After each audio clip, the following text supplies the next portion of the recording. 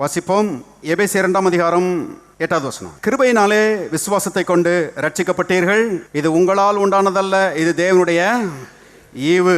இந்த ஆலயத்துக்கு புதிதாக வந்திருக்கிறவர்களை ஆண்டவராய் இயேசுவின் நாமத்தினாலே அன்போடு வரவேற்கிறோம்.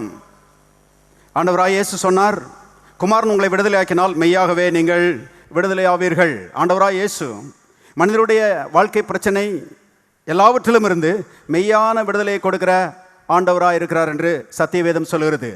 ஆகவே மனுஷன்தான் பாருங்க, தேவன் என்னை விடுதலை ஆக்குகிறவர் என்று விசுவாசித்து இந்த தேவனுக்கு இயேசுவுக்கு உள்ளத்தை திறக்க வேண்டும் என்று கர்த்தர் எதிர்பார்க்கிறார். ஆகவே இந்த காலை வேளையிலே மெய்யான விடுதலை வேணும். பாவம் வாழ்க்கையை விட்டு ஒழியணும், வியாதி என் வாழ்க்கையை விட்டு மறையணும், தரித்திரம் என் வாழ்க்கையை விட்டு ஓடணும், நான் நல்லா இருக்கணும், குடும்பமாக நான் ஆசீர்வாதமாக இருக்கணும், நான் விடுதலையோடு இருக்கணும்னு சொல்லி விரும்புகிறவர்கள் இயேசுவே என் உள்ளத்துக்குள்ளே வாரும், நீர் என் ஆண்டவர் என்று சொல்லி அவருக்கு அழைப்பு கொடுங்கள். சங்கீதம் 119:97 பாருங்க.